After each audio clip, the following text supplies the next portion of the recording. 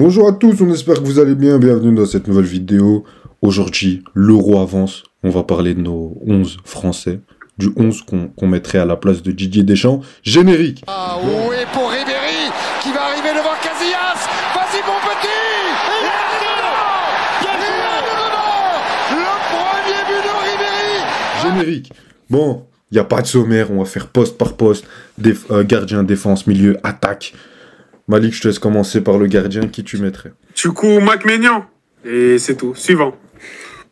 Ouais, bon, je pense qu'on est d'accord, hein, on va pas faire chier les gens avec le gardien, dire non, mais Brisson, non, Mike Maignan, c'est le Gini Ricci du Golioris à ce poste-là qui a pris sa retraite internationale. Lui, au moins, arrêtera des pénaltys. On passe à la défense, Malik. Tu veux y aller? On passe à la défense. Tu veux y aller? Tu veux que je commence? Je veux que tu commences. Bah, écoute, tu veux que je te dise les 4 ou bien qu'on fasse back? Fais-moi ta charnière centrale, vas-y. Je te jette dans le grand bain. Ok, ben à droite, c'est comme Deschamps. Je vous avoue que j'ai pas envie d'innover, même si beaucoup vont dire oui, il est mieux en défense centrale, c'est pas son poste. Certains n'ont pas beaucoup aimé sa tenue d'arriver à Clairefontaine, etc. Mais je pense que c'est Jules Koundé qui doit jouer back droit parce que Klose, pour moi, c'est beaucoup trop difficile. Défensivement, beaucoup trop, et surtout cette saison, Marseille, je crois pas qu'il fait une saison incroyable. Oui, il a marqué, je pense, dans le match amical face au Luxembourg, mais non, Klose, je pense que défensivement, c'est beaucoup trop dur, et je pense vraiment que Klose, c'est un joueur typé pour jouer piston, c'est pas un latéral droit pour moi. Il y a des joueurs, ils peuvent faire les deux, mais Klose, pour moi, c'est vraiment un piston droit, un peu comme Victor Moses, pour ceux qui ont regardé la Première Ligue en 2016-2017, quand Chelsea a été champion de Première Ligue. Mais bref, du coup, Jules Koundé, et la charnière centrale, je pense pas que Dédé va le faire, mais moi, je partirais à Ayoub sur un Konaté Saliba, parce que pour moi, des 3 défenseurs avec Upamecano, Konaté, Saliba, et enfin il y a Pavard aussi, etc. Mais je pense que les 2 meilleurs à mettre seraient Konaté et Saliba, et même dans les styles de défenseurs qui sont, je pense qu'il y a une certaine complémentarité entre guillemets, parce que je trouve que Konaté, c'est le défenseur qui prendra des fois un peu plus de risques individuellement, ce qui s'exposera peut-être un peu plus, alors que Saliba, comme il en parlait dans une interview, il a comme exemple un peu un Virgil van Dijk plus reculé, plus posé, Rolls-Royce, c'est son surnom à Arsenal. Donc moi, je trouve que ce serait une belle complémentarité entre les deux, parce que je trouve qu'Upamecano, il y a trop de moments d'absence, même si on va me dire qu'avec l'équipe de France, il a assez peu déçu, surtout même à la Coupe du Monde, etc. Mais pour moi, c'est Saliba, il devrait le lancer. Je pense pas que Dédé va le faire, mais moi, c'est ce que je ferai en tout cas. Et à gauche, j'aimerais beaucoup mettre Ferland Mendy, mais même si je sais que c'est notre propre 11 Ayoub, ce qu'on voudrait que Deschamps fasse et tout, je vois tellement Deschamps ne pas le faire que je pense qu'il va réellement mettre Théo Hernandez, même si moi, j'hésiterais pas à mettre Ferland Mendy, parce que je pense pas que la France prône un football où on veut jouer le plus offensif du monde, etc. Ils ont pas de mal à pouvoir jouer bloc bas, attendre, partir en contre, partir en transition. Donc un Ferland Mendy dérangerait pas du tout ça. On l'a très bien vu le faire avec le Real Madrid cette saison. Il sort d'une très très grosse saison avec le Real. Donc pour moi, ce serait même plus logique, pour comment joue la France, comment Deschamps veut que joue son équipe, qui fasse jouer Ferland Mendy, mais je pense qu'il va faire jouer Théo. Ok, bah Malik, moi, malheureusement, j'ai exactement le même bac fort que toi. Heureusement que je t'ai dit, donne-moi que ta charnière centrale, t'as préféré faire toute la défense, c'est pas grave, c'est toi le patron. J'ai mal compris, sorry. Non, ouais, on la connaît. Non, mais plus sérieusement, Koundé à droite, totalement logique. Konaté, pour moi, c'est l'indéboulonnable de cette charnière centrale, parce que c'est celui avec tous ceux qui sont présents dans la liste à ce poste-là, parce que Pavard m'a jamais convaincu, je l'ai juste vu dans des matchs amicaux en centrale. Konaté, la seule source fiable, mais après il a des blessures, donc ça reste quand même inquiétant. Et c'est le seul en équipe de France où j'ai jamais de doute. Upamecano a eu un très bon passage en équipe de France, mais le problème c'est que le mec, on dit là tout le temps la même chose, mais qu'il a des déconnexions, mais t'as l'impression qu'il oublie qu'il joue au foot, c'est inquiétant. Et dans une compétition au coup près où tu vas jouer un 8e de finale ou un quart de finale face au top mondial ou au top européen, pardon, ça peut être décisif pour toi. Donc moi je mettrais William Saliba, et avant ça j'aimerais te demander, Malik, est-ce que tu as vu la déclat de Didier Deschamps par rapport à Saliba?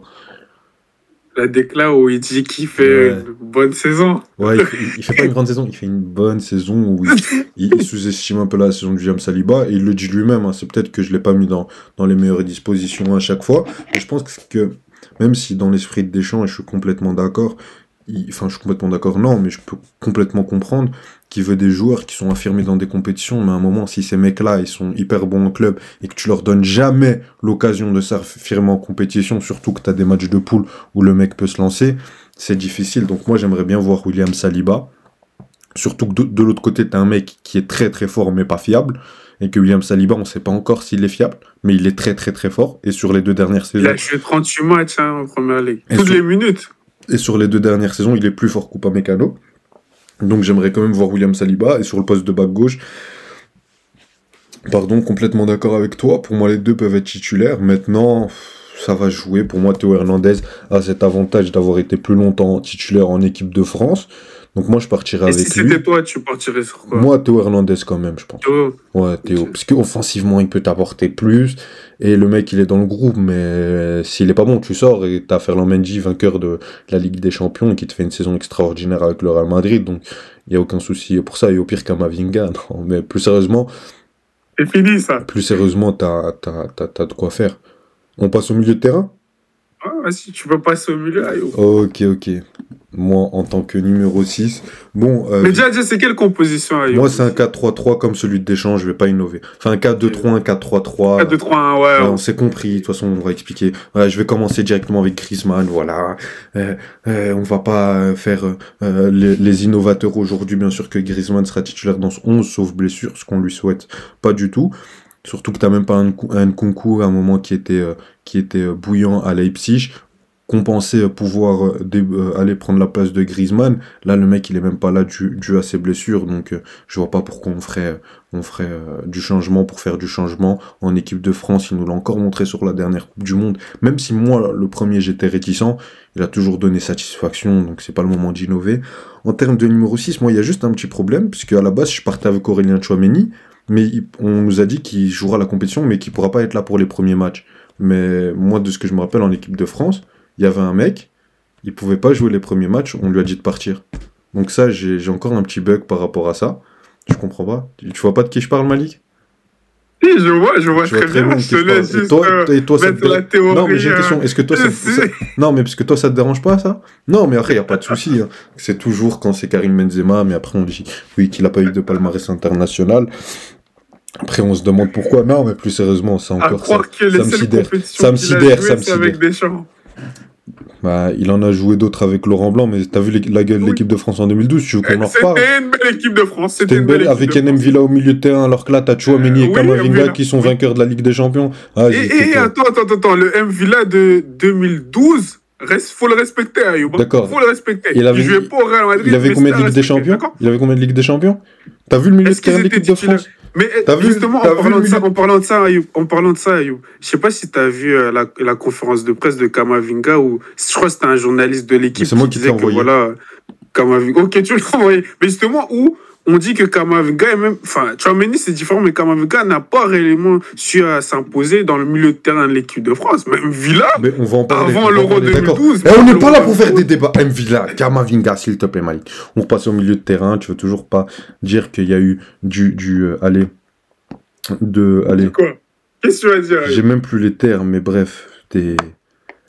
Dis le fond de ta pensée. Non, j'ai pas envie de dire. Moi, je sais ce qu'il veut dire, On va être mec. Il censuré. va pas le dire. Non, je vais pas le dire. Non, clairement pas. Pas avec cette tête-là. Quelqu'un d'autre pourra le dire, pas moi. On va se faire éteindre. Non, mais plus sérieusement, en numéro 6, sur les phases de groupe, j'essayerai Kanté, puisque j'ai apprécié ce qu'il a fait en match de préparation. Moi, j'ai pas regardé. J'ai dû regarder 2 matchs peut-être d'Arabie Saoudite, tester en fond comme ça pour le kiff et plus pour voir un peu ce que ça donnait. Mais de ce que j'ai entendu, il fait une saison plutôt complète, où en termes des blessures il est plus qu'épargné, et là sur les matchs de préparation on a vu, la vraie question c'était pas tant sur son niveau mais plus sur son niveau physique. On a vu qu'il a répondu présent, pourtant une équipe de France, surtout sur le match face au Canada, qui n'a pas été flamboyante, donc moi je partirais sur lui. Et après J'essayerai de voir avec Tchouaméni, parce que Tchouaméni, moi j'ai énormément aimé sa saison euh, au Real Ah ouais? Madrid, dans le Mais double plus en pivot. défense, Ayoub. Dans le double... Non? Non, non, même dans la deuxième partie de saison, sur les gros matchs, face au Bayern, face à City, où il est dans le double pivot avec Toni Kroos, moi j'ai kiffé, et j'aurais aimé le voir en finale, mais bon, malheureusement il a été blessé. Mais là il arrive avec un petit pépin physique, malheureusement, il arrivait, lui, c'est sa première Ligue des Champions. Donc voilà, j'aurais aimé le voir sur une grande compétition. Après, on va pas bouder notre plaisir. Il y a quand même un mec comme N'Golo Kanté, qui a un palmarès. On parlait de mecs qui ont gagné la Ligue des Champions. Lui, il l'a déjà gagné. Il a déjà gagné la Coupe du Monde. C'était un des acteurs principaux. Et voilà, pour accompagner ce milieu de terrain avec Kanté en 6, Griezmann en 8-10, moi je partirais sur Kamavinga parce que, à l'instar de William Saliba, si tu veux que ces mecs-là ont des références dans les gros matchs, même si moi j'ai critiqué Kamavinga cette saison sur les matchs en équipe de France, sur les matchs de préparation, de qualif, etc., où je l'ai trouvé pas au même niveau qu'avec le Real Madrid, je pense que là il peut vraiment se révéler, je pense que c'est sa compétition, et derrière t'as quand même un mec comme Adrien Rabiot qui est une référence à ce poste-là en sélection, t'as d'autres mecs qui peuvent t'apporter de la fraîcheur sur 20-30 minutes, des mecs comme Warren Zaïre-Emery, des mecs comme Youssouf Fana qui peuvent t'aider à respirer si faut tenir un score ou autre. Donc moi je partirais quand même avec Kamavinga à ce poste-là parce que je pense qu'avec un Kanté derrière il peut être très complémentaire, encore plus ou au moins la même chose si c'est avec un Tchouaméni, et il peut t'apporter autant offensivement que défensivement, et le mec il a pas peur de jouer au niveau, on l'a encore vu cette saison avec le Real Madrid. Donc moi j'aimerais bien le voir démarrer en tant que titulaire cette compétition. Maintenant, honnêtement, je pense pas que ce sera le premier choix de Deschamps. Je pense que le premier choix de Deschamps sera clairement Adrien Rabiot. Parce que sur les derniers matchs de préparation, là, les deux derniers qu'ils ont fait, c'était pas Rabiot titulaire, hein, si je me trompe pas. Ouais, Parce que c'est il vrai. a fait jouer Kamavinga Kanté contre le Canada. Et avant Le c'était Luxembourg, je Kanté, me rappelle Youssouf pas exactement. Fofana. Ouais, voilà, tu vois. Donc, je suis pas sûr, parce que même Rabiot, cette saison, il fait pas une saison exceptionnelle. Je pense qu'il fait une bonne saison, Il fait une mais il bonne fait pas une saison Ouais, mais combien exceptionnelle de non fois on a plus. vu des joueurs pas faire une saison exceptionnelle mais être titulaire en équipe de C'est France? vrai. Il y a des mecs C'est qui n'ont vrai. pas démarré titulaire, ils sont finis devant le meilleur neuf du monde.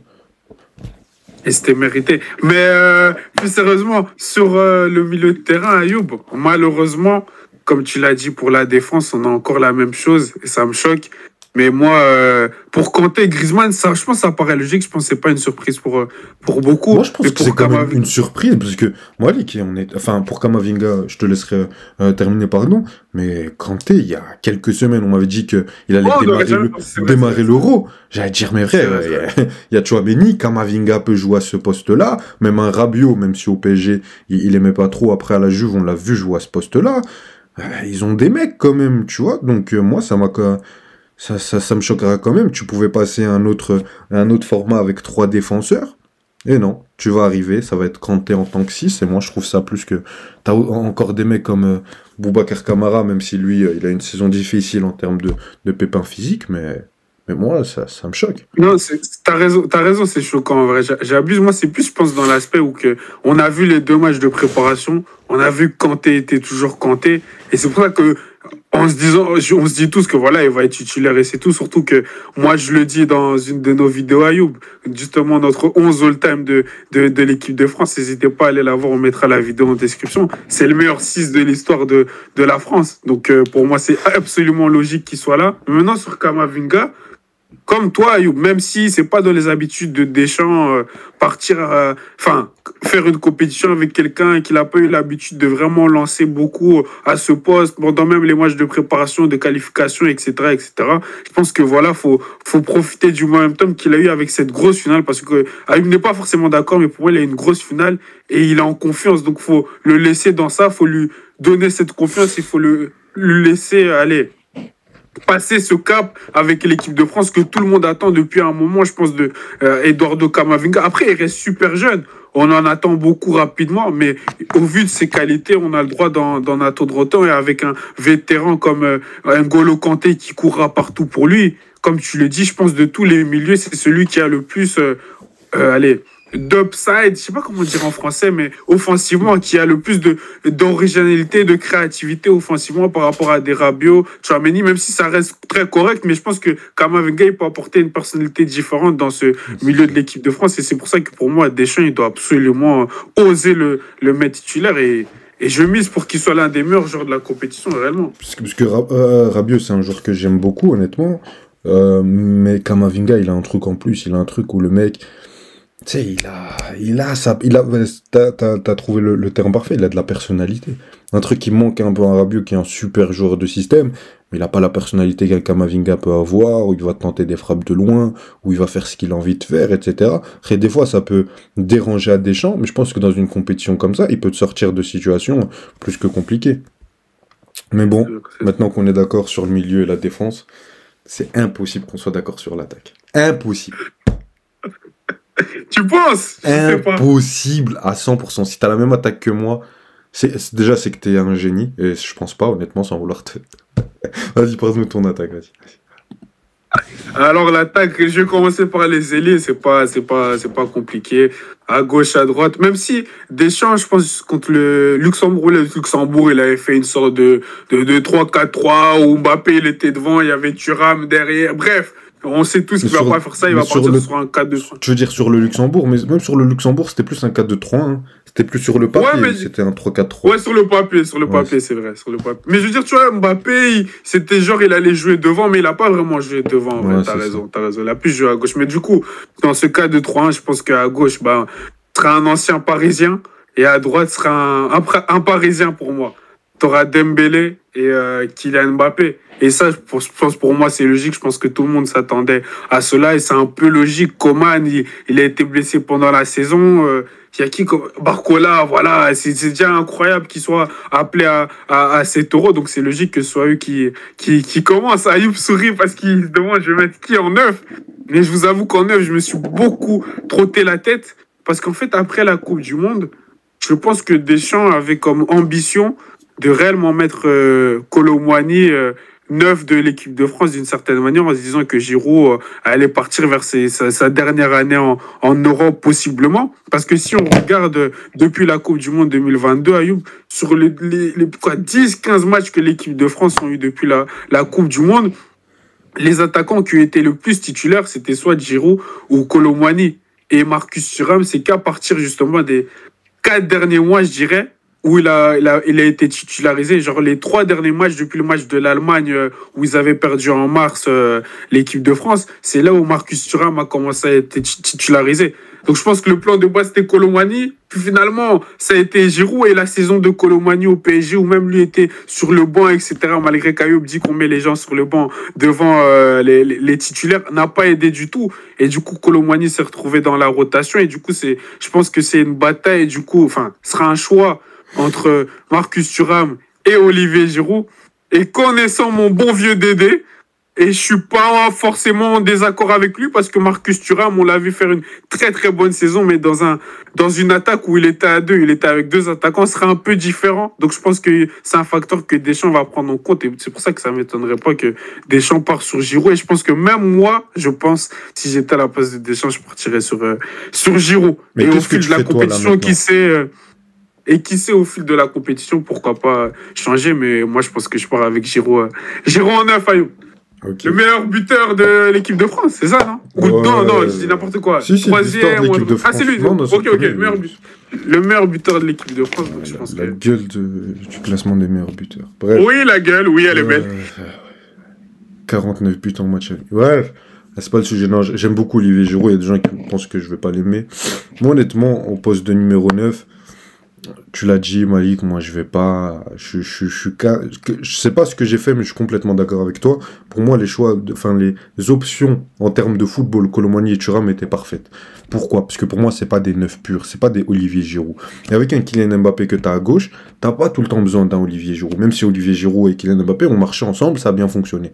Maintenant, je pense que tu pouvais avoir une plus-value, parce qu'un Giroud peut pas te faire des courses en diagonale qui vont libérer de l'espace à Mbappé, surtout en profondeur, etc. Lui va t'apporter de la remise, de l'impact dans l'axe. Il l'a très bien en équipe de France, même si j'ai beau être condescendant avec lui, c'est plus sur le ton de l'humour, parce que faut se rappeler ce qu'il a fait en équipe de France, malgré la Coupe du Monde 2018, en 2022, ça a été plus que bon et plus que correct.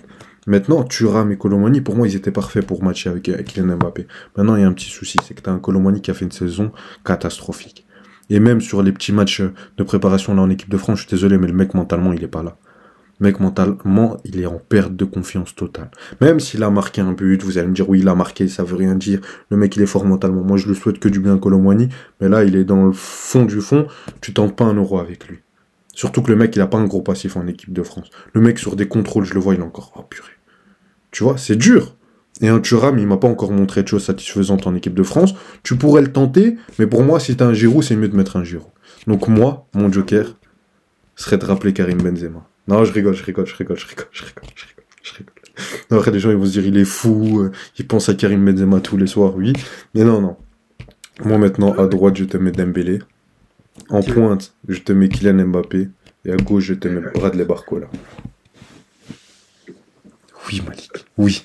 Il y en a qui vont penser que parce que je suis parisien. Mais honnêtement, c'est vraiment ce que... T'as vraiment une attaque parisienne, en plus. Non, mais c'est 100%, enfin, c'est plus 100% parisien, vu qu'il y en a un qui a décidé de quitter le Paris Saint-Germain pour le Real Madrid.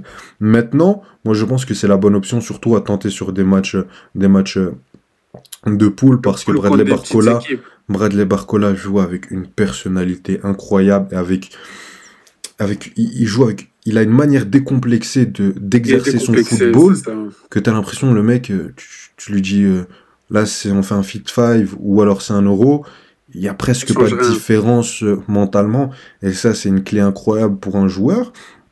Donc je pense qu'il pourrait porter ce poids-là, et que ça pourrait être l'une des révélations de 7 euros, avec Kylian Mbappé, qui, même si moi j'ai beaucoup de mal à voir Monsieur Lotin en neuf, mais dans une compétition comme la Coupe du Monde, où ça va être sur 15-20 minutes, ou sur une course offensive, où Bradley Barcola va faire, sur 1 euro, ou sur Bradley Barcola va faire le bon appel, ou alors il devra avoir 2-3 actions, faire son geste du gauche, déborder, je pense que ce sera parfait. Il aura une attaque avec des mecs qu'il connaît très bien. Et là, maintenant, il est plus perturbé, donc il n'y a plus d'excuses. Donc pour moi, c'est la meilleure attaque possible. Et si tu vois que ça marche pas, bien sûr, tu replaces Kylian Mbappé à gauche. Et pour moi, ça part avec Giroud en tant que titulaire sur 60 minutes. Et sur les 20-30 dernières, tu ramènes un Marcus Thuram. Mais je pense pas que Deschamps le fera sur le premier match, mais je pense qu'il apparaîtra dès le 2e, 3e match, et qu'au fur et à mesure de la compétition, on partira sur cette attaque. Je pense. Et en tout cas, c'est ce que je ferai, moi. Ouais, mais surtout que c'est intéressant ce que tu dis, Ayoub, mais je pense que vraiment sur le premier match d'une compétition internationale, ça m'étonnerait que Deschamps fera ça de base. Mais en plus, dans le groupe dans lequel ils sont dans une situation où ils affrontent l'Autriche le premier match. Et dès le 2e match, c'est leur plus gros concurrent du groupe. Je pense que c'est les Pays-Bas.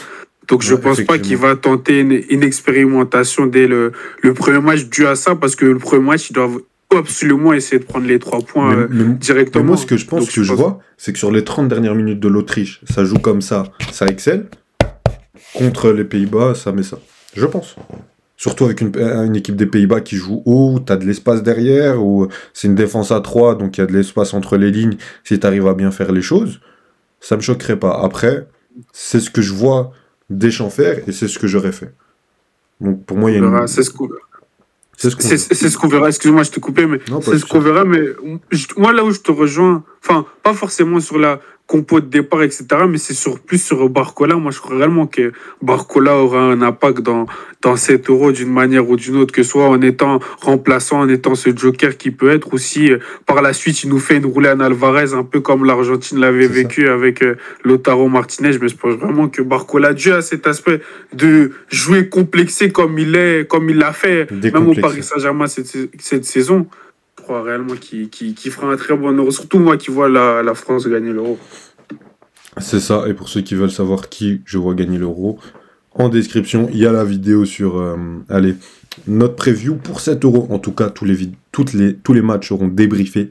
Ici sur le statut, on fera des pronos des 8e, des quarts, des demi et de la finale. Donc, faut s'abonner, activer la cloche et liker si cette vidéo vous a plu. Aussi. Et commenter.